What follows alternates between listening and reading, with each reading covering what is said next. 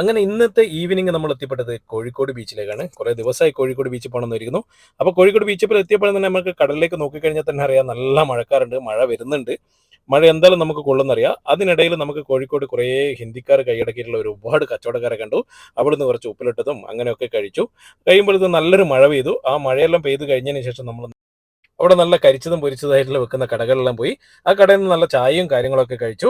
അതൊക്കെ കഴിച്ച് കുറച്ച് മുന്നോട്ട് പോയപ്പോഴാണ് നമ്മൾ കണ്ടത് അവിടെ ഒരു പായസമേള നടക്കുന്നുണ്ട്. എല്ലാ വർഷവും അങ്ങനെ KTDCന്റെ അണ്ടറിൽ ഒരു പായസമേള നടക്കുന്നത് കോഴിക്കോട് ബീച്ചിൽ തന്നെയാണ്.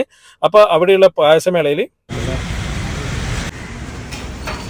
ഇന്നതിലുള്ള അരിപ്പായസം, പാലട. ഇതെന്താണ്? ഏത്? ഇത് പാലട. പാലട. പിന്നെ ഇത് രണ്ടേ ഉള്ളൂ. അരിപ്പായസം. അങ്ങനെ നമ്മളും കഴിച്ചു പായസം. പായസം 40 രൂപ കൊടുത്തിട്ടാണ് നമ്മൾ വാങ്ങിച്ചത്. അങ്ങനെ അതൊക്കെ കഴിച്ചു. നമ്മൾ കുറച്ച് കഴിഞ്ഞപ്പോൾ ബീച്ചിൽ തന്നെയുള്ള ചിക്കനിൽ പോയി ചിക്കനിലൊക്കെ കഴിച്ചു. അന്നത്തെ ദിവസം കുശാലായി.